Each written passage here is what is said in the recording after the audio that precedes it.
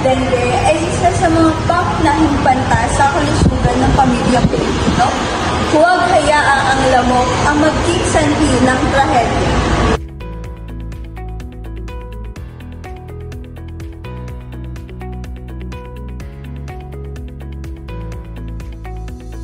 DOH Dengue Prevention and Control Program ang ating sandata. Ang pangunahing layunin ay bawasan ang kaso at kamatayan mula sa dengue gamit ang simple ngunit epektibong 4S strategy.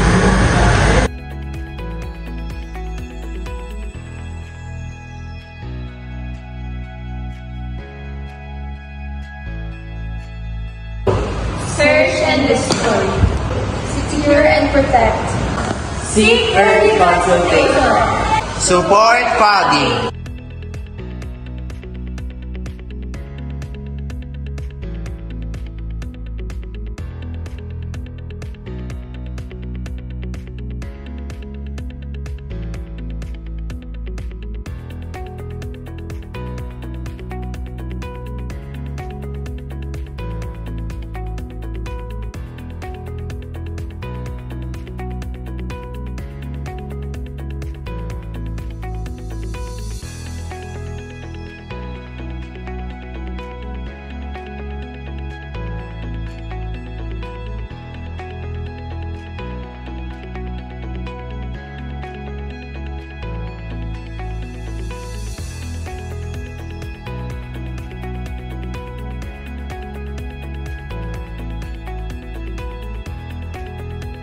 Una, search and destroy.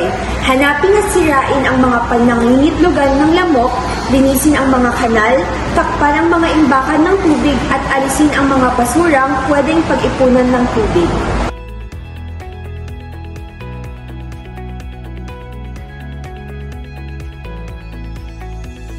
Pangalawa, secure self-protection. Protektahan ang sarili at pamilya. Gumamit ng kulambo, maglagay ng insect repellent at magsuot ng mahahabang damit upang hindi makagat ng lamok, lalo na tuwing umaga at takip siling.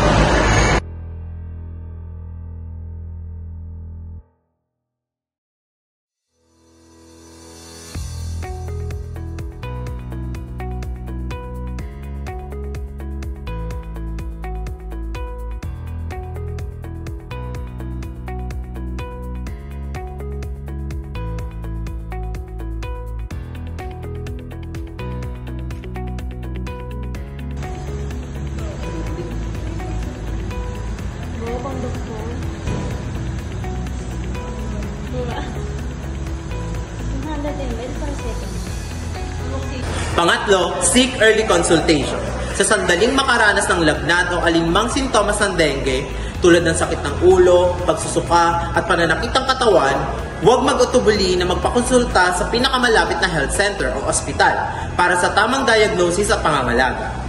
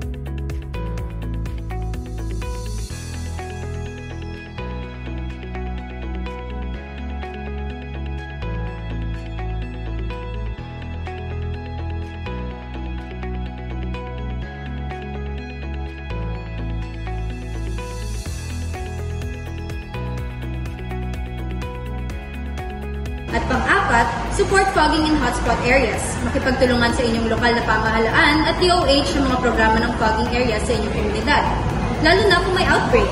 Ito ay para mapuksa ang mga adult na lamok na nagdadala ng dengue.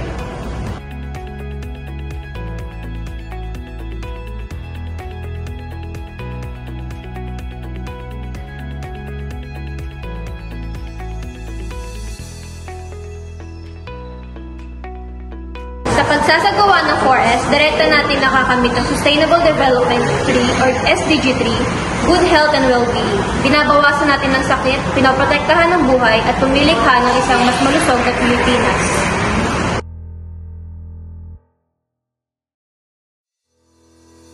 Ang 4S strategy Sa pagsasagawa ng 4S, direkta natin nakakamit ang Sustainable Development 3 or SDG 3, good health and well-being. Binabawasan natin ang sakit, pinoprotektahan ng buhay, at pumilikha ng isang mas malusog na Pilipinas. program para sa inyong Sa pagsasagawa ng 4S,